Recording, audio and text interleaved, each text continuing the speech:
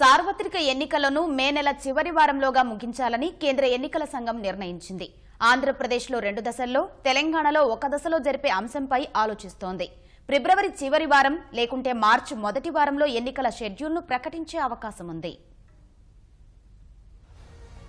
సార్వత్రిక ఎన్నికలకు కేంద్ర ఎన్నికల సంఘం సమాయత్తమవుతోంది. ఈ ఏడాది మే నెల చివరి వారంలోగా లోక్సభ ఎన్నికల ప్రక్రియ పూర్తి చేయాలని నిర్ణయించింది. ఇదే సందర్భంలో ఆంధ్రప్రదేశ్లో 2 దశల్లో, తెలంగాణలో 1 దశలో ఎన్నికలు నిర్వహించే అంశంపై ఆలోచిస్తోంది. ఎన్నికల సన్నద్ధతను పరిశీలించేందుకు వచ్చే వారం నుంచి కేంద్ర ఎన్నికల సంఘం బృందాలు అన్ని రాష్ట్రాల్లో పర్యటిస్తాయి. ఆ తర్వాత ఫిబ్రవరి చివరి వారం లేకుంటే మార్చి మొదటి వారంలో ఎన్నికల షెడ్యూల్ను ప్రకటించే అంశంపై తుది నిర్ణయం తీసుకోవాలన్న ఆలోచనలో ఈసీ ఉంది.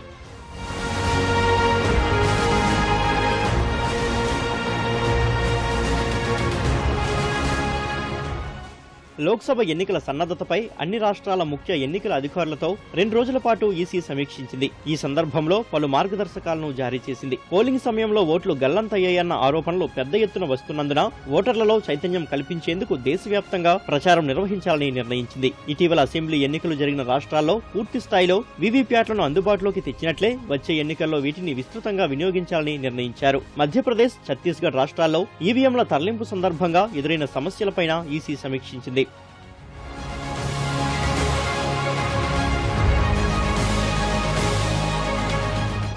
2014 మార్చి నెల 5న ఎన్నికల షెడ్యూల్ను ఈసీ ప్రకటించింది. 14న ప్రకటన జారీ చేసింది. 9 దశల్లో పోలింగ్ నిర్వహించింది. ఏప్రిల్ 7న తొలి దశ జరగ్గా మే 12న చివరి దశ నిర్వహించింది. మే 16న ఓట్ల లెక్కింపు చేపట్టి 28 నాటికి ఎన్నికల ప్రక్రియ అంతా పూర్తి చేసింది. ఈ దఫా కూడా మే నెల 24 నాటికి ఎన్నికల ప్రక్రియ అంతా పూర్తి చేయాలని ఈసీ భావిస్తోంది.